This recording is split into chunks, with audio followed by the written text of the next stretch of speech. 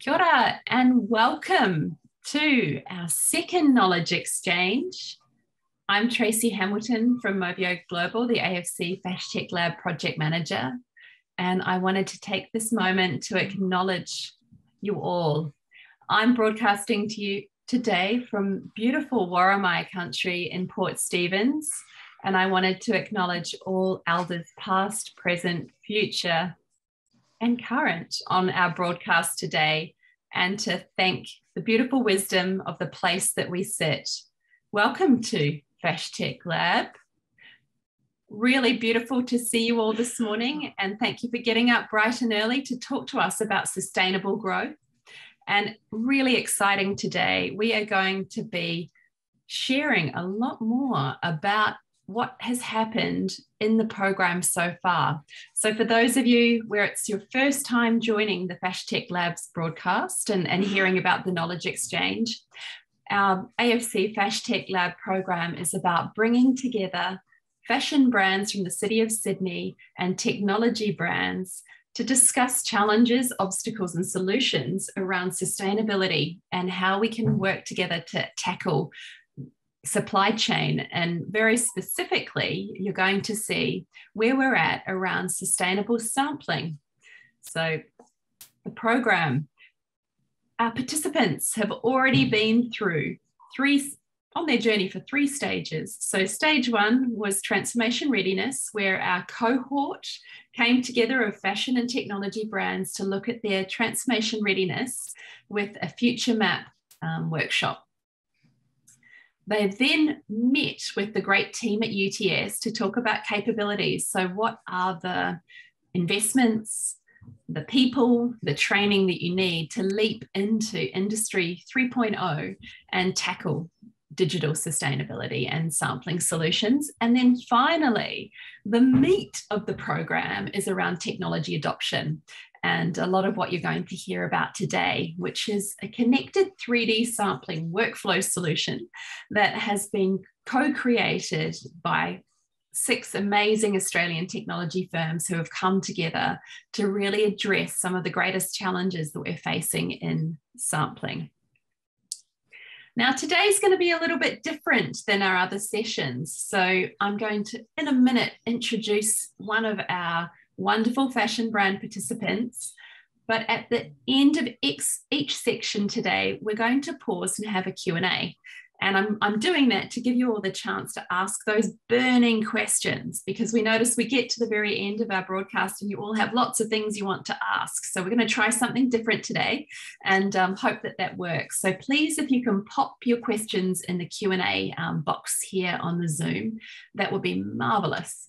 Now, we haven't had the chance to introduce you to our fashion brand participants previously, but here is our awesome cohort: Arthur Ave, Bianca Spender, Hugh, Daniela Avakian, Eufem, Matteau, Palisade, Ramp, Tramp, Tramp Stamp, and West 14th. Kia ora to our fashion brands, and hello to those of you that are on the broadcast today that aren't participating in our live panel, but thank you for your support. And we're so excited to have such a breadth of incredible Australian and City of Sydney designers here today. So, as we promised, we thought that it was about time that we checked in and actually shared what's been going on. So for those of you who've been following along, you know, you have 3 or 4 weeks and you do your lives. Here, the fashion businesses are playing on with the technology companies. And so we wanted to give you a sneaky peek of what's actually been going on in the background. So this is Q. And today we're going to hear from the team at Q on how they're going with their journey on the connected 3D sampling solution. So if you remember, we've pulled together a proposition. So we're looking at an idea of what happens when you take on digital sampling workflow. So starting with digitization of your fabric, moving into range planning and design, very typical of what you would do in a classic workflow. In a classic workflow, up you go into tech pack, into physical sampling and fitting. And as you make adjustments, this might go round and round until you get your sample just spot on. Now, classically, we're seeing that that's taking 3 to 6 weeks per round for each sampling session, and then off we go into signing off. Now, for the connected 3D workflow solution that we've built for this program, this is the way through the workflow. Heading design and then moving into a digital tech pack, moving into a 3D toile, moving into a 3D sample and into a virtual fitting session. Yes, with little tweaks, as you would see in your classic analog workflow. But in this case, our proposition takes about 3 to 6 days or so for amendments. So I'm going to hand it over to Q and the team at Q to talk a little bit about how are they going on their journey of adopting the 3D sampling proposition. Welcome. Hi. welcome. Thanks for having us today. Thanks for coming. So I'm Rachel, this is Stacey and Lisa from Q. We're part of the fabric production design teams here at Q, and we've been working with these wonderful vendors, new digital vendors, on creating our 3D sample. So initially we started on the 3D tech pack by sending our fabrics off to Bandicoot to be digitized. And then Lisa and Stacey took it from there to send the pattern over. So our DXF pattern file already been released into store so that we could actually show you a digital sample and the whole process, just as an example. So here we have our hot pink blazer dress. So Bandicoot did a great job scanning that fabric. And as you'll see further down, Pons has very expertly made it look like a real garment on the screen. So this is, for those of you that aren't aware, this is part of the quadrant screen that you're looking at. So the quadrant program from Style Atlas, which holds all of our raw material data essentially. So this is where it has all of the fabric information, and then you're able to link that to your style.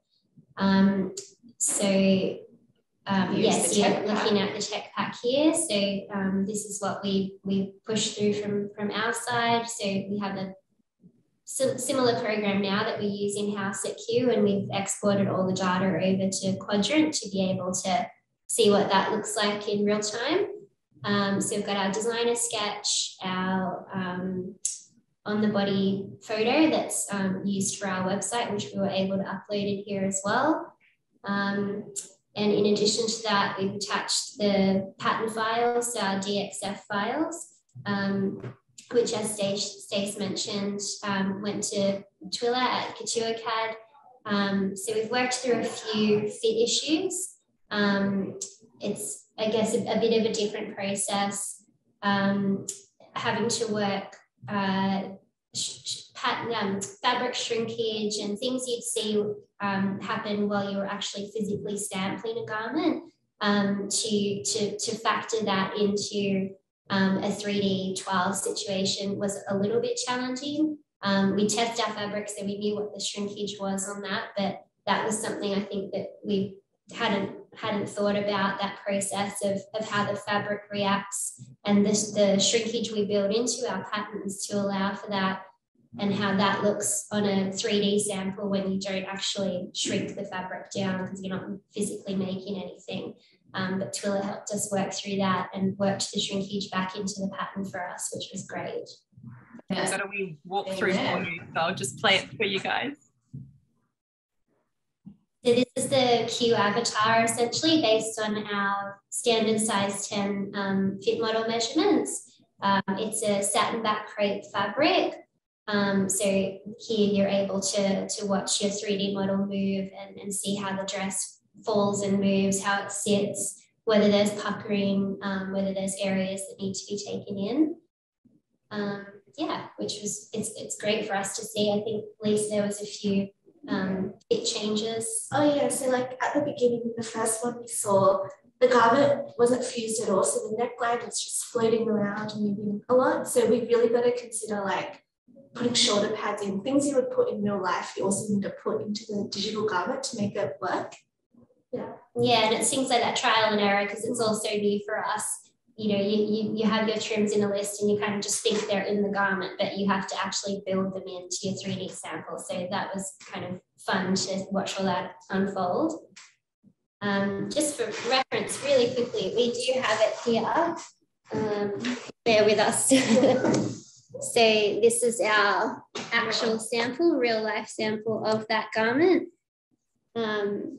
Yeah, so they did. The whole teams have done a fabulous job in recreating this as a 3D sample. Oh, beautiful.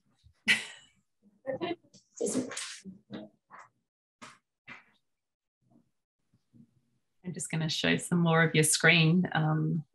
This is great. Pardon me. Seeing it too. Yeah, so I guess what you're looking at there is the garment that Twila has created, the pattern and how that looks, and then Pons has added in the fabric and lining and buttons and things to make it look like a real sample on the screen. So through the work through, it was really interesting seeing how the fabric drapes. We obviously worked on a few other styles as well where there were different fabrications, one of them being a stiffer fabric and a knitwear fabric, so a knitwear piece. And that was really interesting seeing the avatar in its real life form, how the fabric drapes. One of them, we have been adjusting the fabric to make sure it is representing as best as it can. Because it is a thicker fabric, so it doesn't drape as much, and we just wanted to make sure, obviously, that the avatar was, you know, showing it as it would in real life and not draping too much and flowing, and where the fabric actually bends. So that's what we've been working with Pons to ensure that in real life, the fabric would be represented as best as it can. I think when I saw these images come through, I was just blown away. Now, obviously on Zoom, it's not as gorgeous as I can imagine on your big screens in your studio, but I was like, wow. Yeah. Yeah. It is pretty amazing seeing this in a matter of days. As you said, you know, a real life sample takes a little bit longer and there's a few more resources in there, but it looks really good. So that's the process that the team has gone through. Now I get lucky because I'm running the clicker, so I get to ask the questions first. I think one of the things that I'm really grateful for is obviously we're getting together as a team in between the knowledge exchanges, so we get the chance to sort of hear how your process is going and learn along the way. And so one of the things that I've found really fun has been listening to the learning around fabrics, you know, so the digitization. So from your perspective, you know, which of the fabrics that you chose were the most challenging with the Bandicoot team, and why is that, and what did you learn? I think we tried to give Bandicoot a few different textures. So the pink blazer dress you've seen is fairly simple. It's just a satin back crepe quality. But the styles we've got coming up that haven't been released yet, so we weren't able to share them today. We did a fully fashioned knitwear garment, so not a cut and sew woven, just to see how that would go scanning in that kind of texture.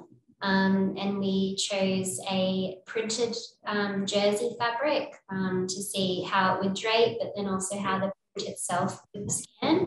And we also chose it's like a heavy cotton canvas, but it's coated in a gloss black finish. So that was us trying to see how our gloss would translate onto the screen. And they all came out perfect, to be honest. The fabric images themselves were amazing. I think the only area where we found that there was a little bit of difficulty was in choosing a similar fabric in the Couture CAD program with Twila, who's explained that we are a little bit limited in terms of the core fabrics you can select to then put onto your 3D model pattern.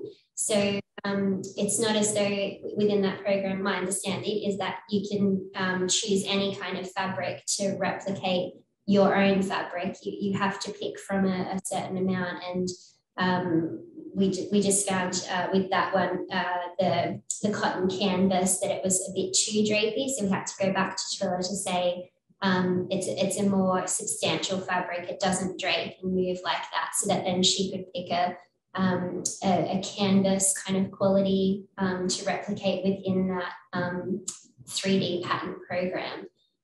So I guess going forward, depending on what kind of fabrications different brands have, perhaps the ability to add more into that fabric library within the pattern system might be beneficial to everyone. In terms of scanning with Bandicoot, they looked great. Yeah, and working through and the back and forth of adjusting the fabric through our avatar and our little pictures, we could definitely see how the fabric had changed closer to what we wanted it to be represented as. So that was really cool to see the transformation from our feedback. That's awesome. Thank you for that. I'm grateful for you sharing. Your sort of the detail helps us all understand, what the opportunities are. One of the things I had wondered was on this workflow, right? We had guesstimated hypothetically that the connected solution would be maybe a 3 to 6 day kind of iteration. For your team, how long was the process from tech pack to seeing your very first 3D toile with Twila? So it has, we were looking at that, and the average has been, your 2 to 3 days, which is pretty to send all the information over and then receive it back within 48 hours and you're seeing it on your screen. That is fantastic, and that is really quick, and that's probably where long-term into the future you can see the benefits of design teams being able to resolve ranges and what samples they want to put forward in a shorter period of time, because they are seeing that real life image on the screen. So where they're putting together a range of 10 styles, they can see their little images, and then from that colour before they've gone through the process of cutting and making samples to review in another meeting. Yeah, and how different is that from your classic sort of analog workflow if you were iterating tech pack to sample?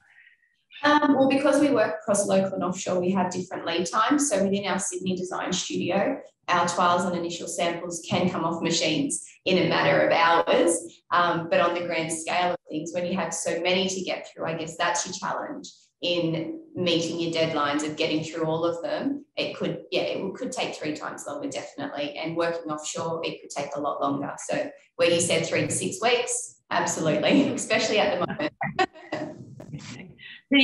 One of the things that I loved you reflecting on was obviously, Q has an amazing heritage business, and this isn't the first transformation journey that your teams have been through, that you've got folks on the floor that remember, when you went from drafting to actually CAD. And I wondered, I remember you speaking a little bit about the pattern making paper. So one of the questions we had was, are there any savings coming through yet around materials? And was that like paper or fabric, or is there anything that you can sort of button down already where you go, interesting? So we can definitely, through this whole journey, we've really been able to try and apply it to real life and how it would be in our actual design room. So yes, the paper saving, the extra sampling saving of fabric, and the parcels that sampling comes in, they're all definitely cost savings that you would apply. Your making of the sample and your actual cutter in your design room, cutting it out, and the samples, sometimes we make a toile where it's not a complete sample. So what do you do with that toile? It has its limitations. Can it be worn as a proper garment on someone, or is it just waste? So yeah, we have been able to evaluate that there is definitely opportunity, and it is more sustainable. Awesome. Well, I can't be so greedy as to hog my questions. So I have to go over to the Q&A now. And the first question I've got is actually from Maria Nelson Malloy. Thank you, Maria. The question is, what part of the process was the most challenging for the Q team so far? Was there a particular part that was challenging?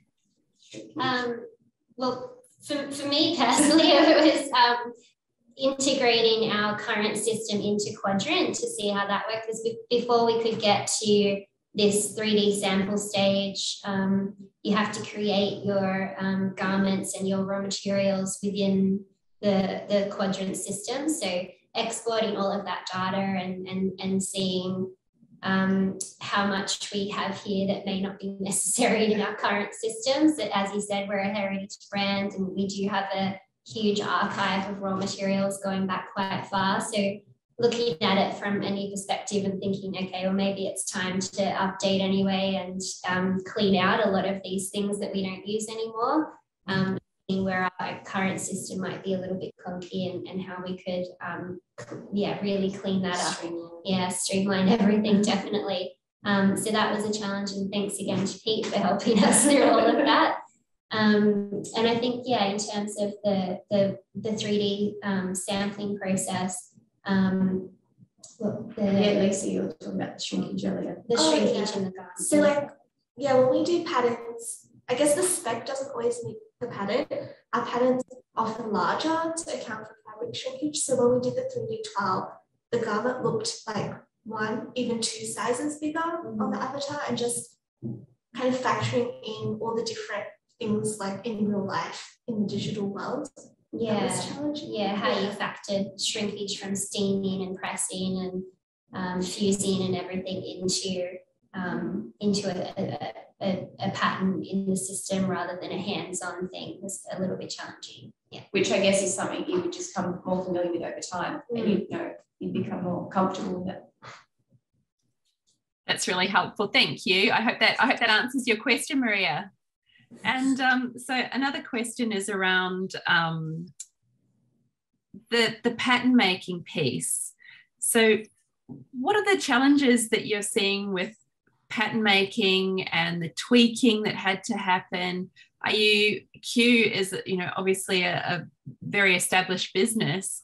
If you're thinking through this process, is there anything around the workforce that this program's triggered? What are you thinking about capabilities and skills and what sort of support you might need for the future? I think we've talked a lot about how pattern making and cutting and sample machinists and all of this craft side of the business, it's getting harder to find people.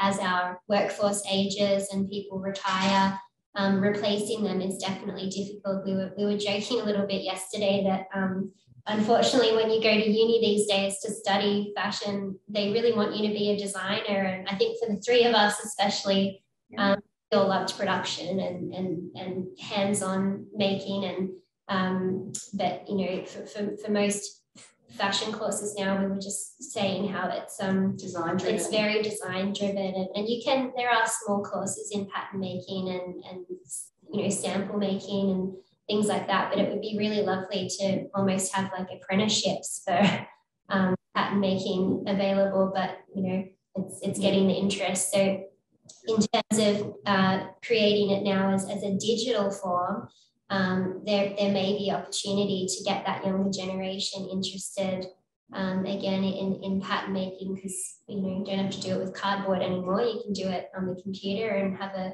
fancy 3D avatar to walk around with. So definitely engaging that next generation is a big part of the future of our brands, and hopefully programs like this are able to do that. Awesome. Thank you. I really appreciate your own personal perspectives. It's really wonderful to get your feedback on the program, but also your reflections and sort of wishes for the future from the floor. It's really wonderful. Thank you so much to the Q team for being with us today and being so generous to share their experiences with everyone beyond our FashTech cohort. So thank you very much, team. I look forward to seeing what's next and seeing your range as we carry on the program. Now, I'm now going to welcome another brand to the table today. Ramp Tramp Stamp, an amazing up-and-coming designer. You may have seen the amazing Neve Gallia before, and I'm really pleased to have her as part of the program. Her vision, her approach is really fresh, and we're loving seeing how she's tackling the program, and really looking forward to getting her reflections on how AFC FashTech Lab and this 3D sampling approach is making things different for her business. Welcome to the stage this morning. Me. Hi. Hi there. Kind. So here's your workflow. So yeah, I mean, you are. Oh, sorry. Oh no. So I guess I'll just talk into my journey with the program.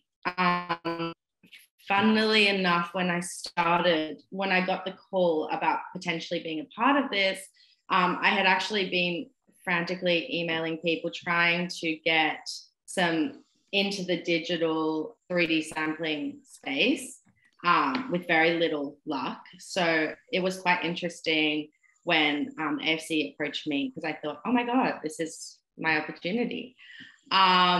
So I guess I'll start talking about the digital fabric. I know that definitely I probably was a bit of a challenge, the fabrics that I provided. I use a lot of recycled vintage dead stock fabrics, and I often actually do textile work into those fabrics, so there are some complications with that. I also gave a sample of velour, which obviously has a pile, there's light issues, it's got a furriness to it, so that was, I know for Bandicoot, a bit of a challenge, that one. And of course, I also decided to give a lace, a stretch lace with a digital print. Again, the digital print was actually like a 5 meter repeat. So we weren't able to obviously get like a full repeat, because I would have had to send basically a 5 meter sample.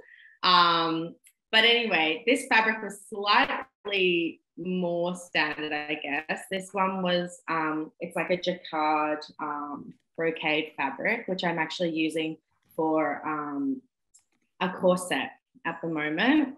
And it was so exciting to see how it came to life digitally. And it's kind of actually quite, yeah, it's quite amazing to see. I think especially the fact that you can see the way it drapes and the light, how the light hits it, because obviously this has like a satin to it, so the light does reflect off it beautifully. And I actually was trying to explain to my family this, and it's like they couldn't even begin to get their head around it, which was quite funny. Yeah, like it just was so far. So the fabrics I chose, they actually, all of them are for products that have just gone to market. So this one is for a corset, as I say. So with my brand, because it is small, and also because I'm working with kind of, I guess, alternative structures, most of my products, I actually only make the sample, and then I have a small store in Haymarket, and as well as my online store and my customers pre-order. So a little bit of that process actually ends up being that when customers come into my shop to try things, that's a bit of the fit model process, because I work with a fit flexible model where basically I don't have a full size range because it's not financially viable for me right now, but I have designed with like the ability for the garments to fit a range of sizes. So with that in mind, when people come into the shop, I can see how it fits different bodies, different heights, etc. And I haven't quite got to this stage of the program yet, but I am excited to see how that could be digitized. Oh yeah, that's, if you go back, Tracy, I just quickly, so that's the lace, and then there's the brown velour, which also actually has a bleach print on it, which is, I think was just like, it's too much. But yeah, so those are the fabrics. And then yeah, if you go forward, Yeah, so basically where I'm at with the process now is, so I have started working with a pattern maker who does digital patterns, but up until now, all my patterns have been analog. And I actually sent a fair few patterns off to Toile probably a week ago. And I like insured it for $1 million, and it was very stressful to be like, goodbye patterns, okay. But I guess that also kind of highlighted to me that, yeah, I probably do need to get into digitizing my patterns so that I don't have this stress over these little pieces of paper.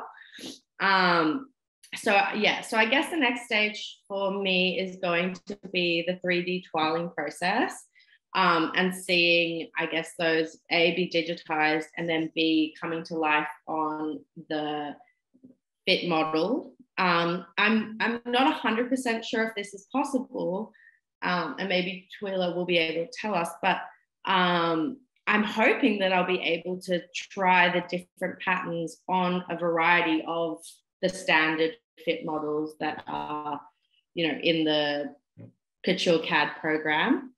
But yeah, and I mean, obviously the other interesting thing was doing the quadrant, putting all my info into quadrant and creating tech packs that way. It's funny because I am so new and small, I hadn't even really been working with tech packs up until probably 4 or 5 months ago. I'd just been more verbal or giving samples I had made to my makers.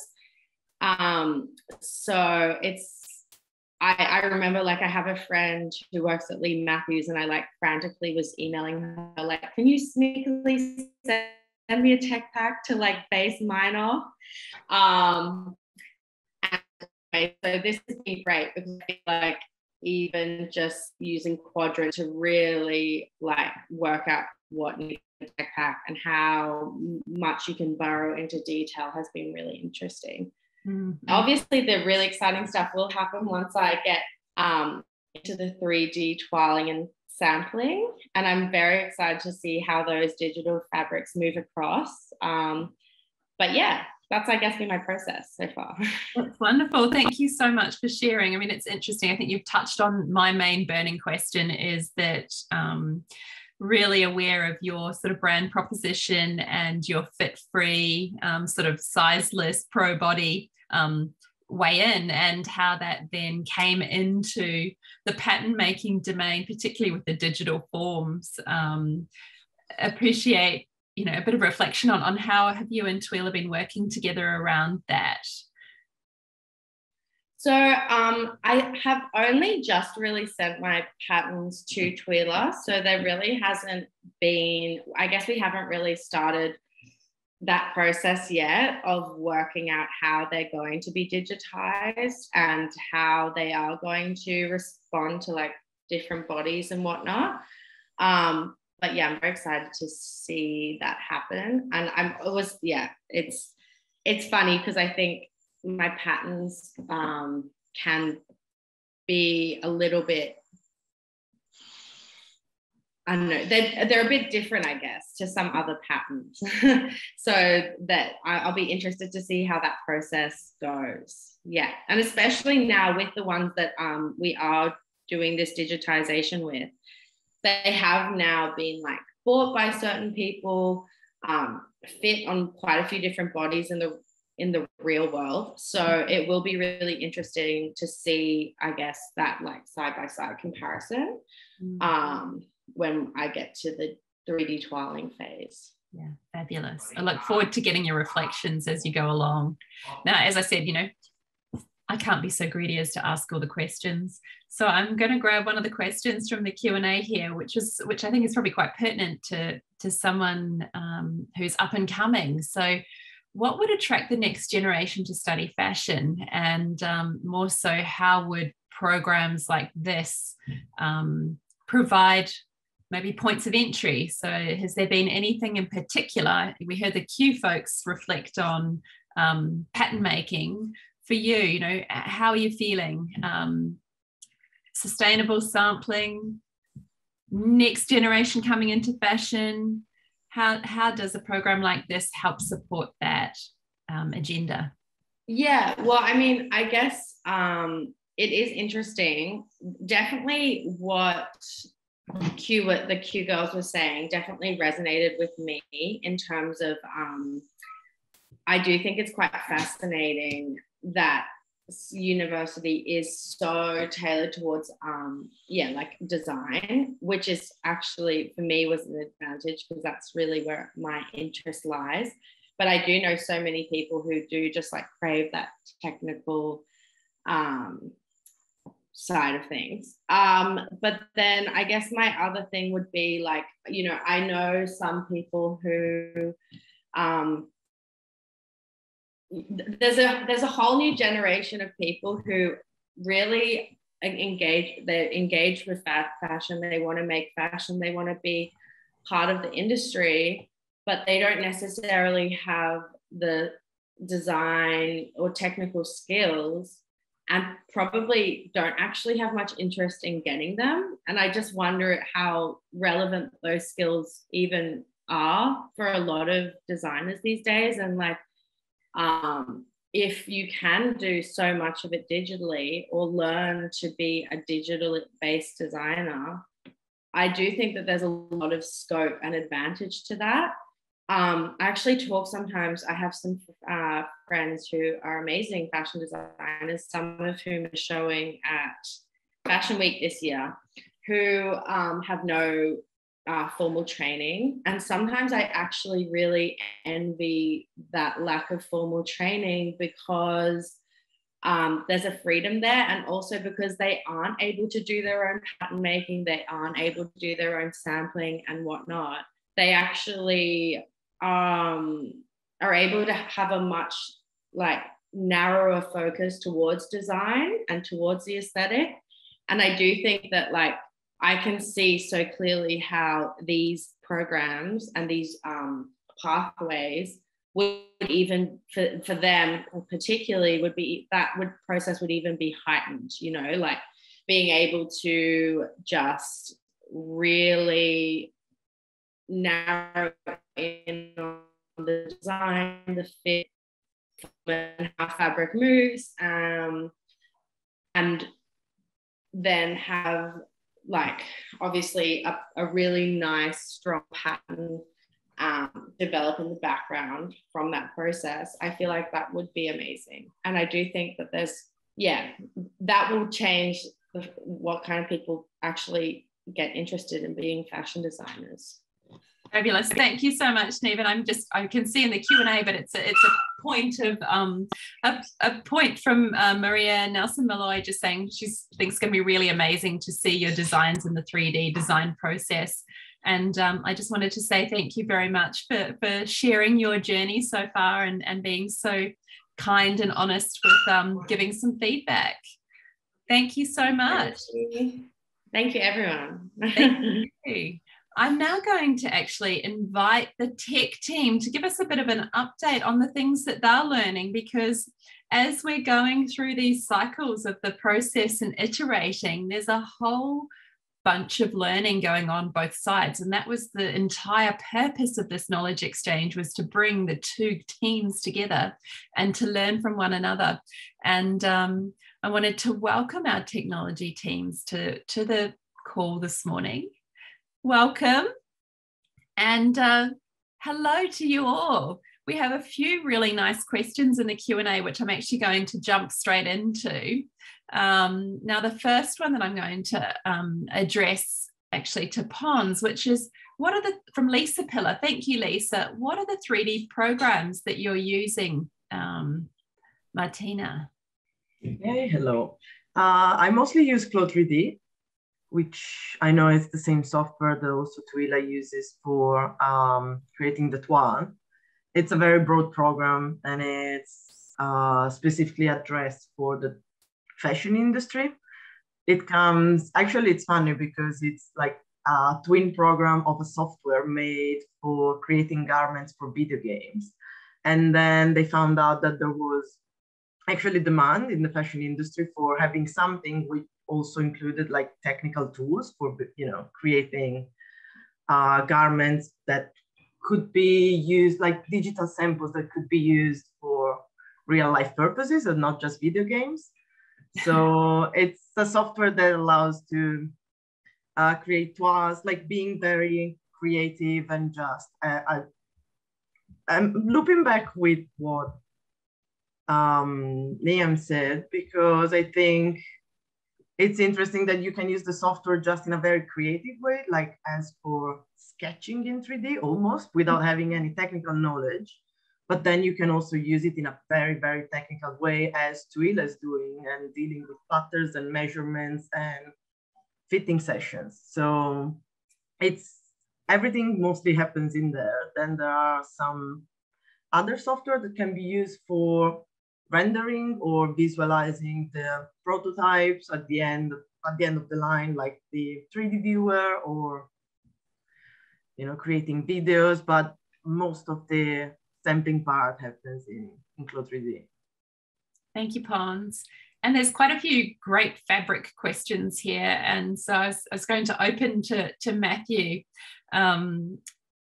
Take us through digitizing the fabrics for the cohort. Like, what have been the most interesting or challenging or surprising things as you've got this volume of swatches headed your way for this program? Yeah, it's great to have all this range of fabrics coming across our desks. Some of them are being quite, straightforward from our point of view to capture them, and some of them definitely been more challenging. Neve mentioned some of the interesting ones that she sent to us. I guess a couple of things. One is the sort of cut and paste nature of how you design with fabric. So with the lace, for example, we've got the lace itself, which has quite a small repeat, the actual pattern of the lace, but then you have this 5 meter print on top of that. So what we're planning to do there, it's still in progress, is we've scanned in just the lace repeat, and then we're going to put the digital print on top of that, sort of downstream. I think that's roughly the plan. So that kind of cut and paste thing, we can, is really good to see how that plays out. And another request we've had is actually to scan in a fabric that's one color and one shade, and then turn it into a completely different color. And if you're making small changes in color or brightness, that's actually relatively straightforward. But in this case, it was a very big change. So what are the challenges there to make sure it looks like it really would look if you got the fabric done with a completely different dye, but still keeping the character of the weave. The other thing that's come up quite a bit is the physics. So for this project, Bandicoot, our technology is really about measuring how the fabric looks, the appearance of it, but we're more and more getting these requests to improve the way that we handle the physics, so that from the designer's point of view, from the brand's point of view, they just send us the swatch and they get back the full 3D representation of the fabric. So that includes the fact that you've got infinite yardage, you can make it as big as you want, it drapes correctly with the right stretch and weight. All of that just works out of the box. So we really want to make that possible. And I think what we've been talking about here is we're relying on in this project on the libraries that are in the software. So each of these tools have a selection, not a big selection of physical fabrics, and then we can tune from there. But what we really want is to actually just measure them. So that's something we really want to look into soon. I'm going to leap onto that because I can see all the Q&A sort of questions here around the fabric in the library. So one of our attendees has asked around the ability to add your own fabrics in with their own performance properties such as stretch and recovery. And it sounds like that's an absolute yes, that's actually part of what this program is about, is being able to tweak and customize. So we'll say, that's awesome. And what about the fabric library? So when I bring you my swatches and my fabric, does that go into a private sort of locked in login, or does it go into a marketplace, or do I have the choice? You absolutely have the choice. You can do all of those things. So by default, it's private to you, and then you control who you share each fabric with. So in this program, what we've been doing is we provide the fabrics from Bandicoot to the brand, and then the brand picks those fabrics out and puts them in Quadrant into their tech packs. And then that tech pack then goes on to toile and ponds to use to make the 3D toile and the virtual sample. But you also have the option to share those fabrics with anyone you want. So you can send an email link, and the person receiving it will see like the 3D version of the fabric. So if you wanted to chat with someone about an idea or show a new fabric that you found, that's easy to do as well. And you also mentioned marketplaces. So there are some big digital fabric marketplaces where you can upload your digital fabric. And I guess from a brand's point of view, it would be more the fact that you can then access those and get the digital fabrics straight from the marketplace. So, I mean, in this program, the idea is that the brands will have their material libraries and we're scanning them to make the styles, but long range, we really want the mills to be making the digital fabrics. So that when you're looking to, shopping for fabrics, you've got the option of either the physical or the digital or both. Wow. To then go into your range. And so can you see a future where there might be digital only mills? Yeah. Well, I mean, this is a big thing in R&D, right? Because if you've got a mill that's doing textile engineering, they're actually designing a new fabric in new construction, that you can actually sample some of that process digitally. Like you can do digital mitts, for example, sample that with your brand and your other stakeholders before you even, use any spools of yarn. Mm-hmm. Thank you. There's one more question on fabric. Well, we've got you here, Matthew, which is Prue Thomas. Thank you, Prue. What is the easiest fabric to work with and create digitally? Like, is there just something that's just eyes closed, make it happen? We've done a lot of work with denim, actually. So that's probably the thing that we're most seasoned with. But yeah, the plain fabrics, the cotton fabrics, cotton jersey, those sorts of things, they're the most straightforward. But yeah, of course we can handle, gloss, satin, leather, a whole range of things. Awesome. Wonderful. Thank you. Thank you for your reflection.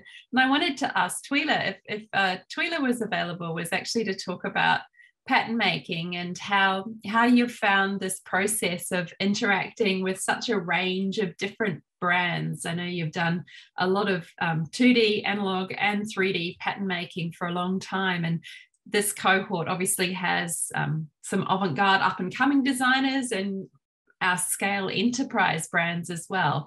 How has this program and experience been for you so far, Toile, on the pattern making side? It's been really good to work with the fabric and with Quadrant, because they're areas where I don't generally spend time doing. So normally I just email the avatars and that's the end of it. Whereas now I've had to be involved in Quadrant, where you're actually reading very detailed information on the tech packs. So that's been good. And importing DXF. So we've done Q and Matteau so far, and we've had to import DXF files. We had a few issues with that because DXF doesn't always import correctly. So the pattern making, and also you're working with someone else's patterns, which most pattern makers don't really like to do. But yeah, so it's been a learning curve, and I've learned a few things in Clo that I didn't know before, thanks to Pons. So working as a team, I think, is a great strength. You get feedbacks, and you've got to adjust to the person who handled it before you and the person who handles it after you. But so far, I feel that definitely having the digital fabrics before we start the toiling process would be great, because a lot of unnecessary work was done going back and forth, and it was just due to fabric issues, not so much pattern issues. So if you've got the correct fabric in the first place, and you can toile, the designer or the pattern team can see the garment in its actual fabric. I mean, not the print or anything, but the drape and the physical characteristics of it on the toile, I think, makes sense. So I definitely encourage brands to get the digital fabrics in there first. Does that answer your question? That's wonderful. That's really helpful. I mean, these are the practicalities, right? As we're running through this case study of learning our hypothesis around the digital versus analog, and having someone with your experience has just been incredibly helpful. But as we go, this collaboration piece as well, I wanted to actually hand over to Pons. So we all love it when your work comes out, because Pons, you get like the glory moment where we see the beautiful fabric, beautiful finished digital, the gasp moment when the Q 3D design came out. It was just so wonderful. What has it been like being part of a connected program? Oh, it's fantastic, honestly, because in my experience, I was used to handle the whole process, which is, of course, not as efficient because I am not a pattern maker, for instance. So sometimes for me, trying to figure out fit issues, it's very challenging, and not to say impossible sometimes, because it just lacks the knowledge. But also fabrics. Now, like working with the Bandicoot team is great, because I know for sure that with their technology, whatever comes in will be like just ready to be plugged into the software and will look like the actual fabric. And I don't need to, spend whole days in Photoshop trying to tweak and adjust a scan made with my flatbed scanner, which is on my desk, because that's all I had so far. And I had to, find my way around it, or, pay for a subscription plan to a software and download some assets and then tweak them to make them look like the fabric I want, but they were not wide, they were not the exact thing.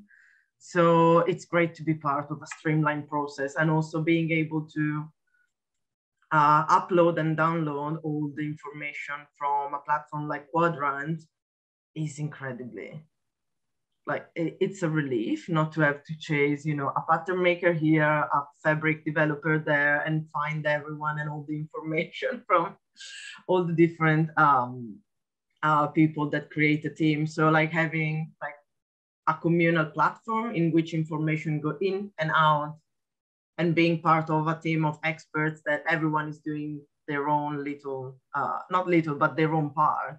It's very, very, very so streamlined, so nice. That's awesome. I had not expected that we would be having a conversation about the time and cost savings horizontally between the tech partners, but that's really awesome. That's really, really interesting, because obviously it creates increased opportunity to deliver things faster. And before we close out, I'd just love to get a final reflection from Pete. You've really been amazing in getting all of the cohort together and all of the brands onboarded.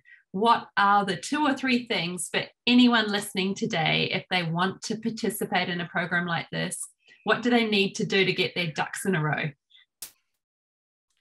Well, first one is really just have a chat with us, and then we can, because what we found out, which is great, and what we're hoping for with this program, is we're dealing with such different brands, from very emerging brands through to very large brands. And so there's sort of benefits and challenges that come with all of that, and everybody does things slightly different. What's been great for us is the feedback has allowed us to further refine our process. But importantly, I think we've been able to cover those sort of vast differences between the requirements of those brands with this workflow. And so, we haven't come to any points where yet, certainly, where we simply just can't do this. There's certain things that have more challenges there, but so I think that's been great. And just to see that we can, when we started this program, it was all about, can we create a pathway for brands of all sizes to be able to implement a 3D workflow in a way that's really cost effective and sort of democratize this process. And I think so far we're sort of proving that is possible. And that's thanks to, all our brand partners, but all our tech partners working together with the help of the AFC and the City of Sydney. And so that's, I think, the most exciting thing for us, that we're sort of achieving what we set out to achieve. Thank you. So short answer there is, if anyone on today's broadcast is interested in participating in a program like this, get in touch. we are here to help with any questions. And on the Q&A, I just wanted to say thank you for those of you that had popped questions into the chat. We will do our best to come back to you with answers for all of your great questions over the next few days. And I wanted to invite you to continue following the journey of these 10 brands and technology companies working together. Our next knowledge exchange during Fashion Week is fashion. It's sustainable, darling. And we really look forward to talking to you and the brands about how they're going on their journey and the impact gains that they've been able to make. And then our final broadcast will be in June, where we move from the sustainable sampling conversation into sustainable selling. So what does it mean once you've got those wonderful 3D files? What else could you do with it? So you're going to hear from Nuno and Ord and some other panelists about NFTs and the future of digital fashion. So I wanted to say thank you for joining us today. If you'd like to follow us, check out our Instagram, drop into our web, and hope that everyone has had a fantastic morning. Appreciate the contribution of both Q and Ramp, Tramp Stamp, and all of our tech brands. Thank you so much for being with us this morning. Have an amazing week, and we'll see you in May. Goodbye.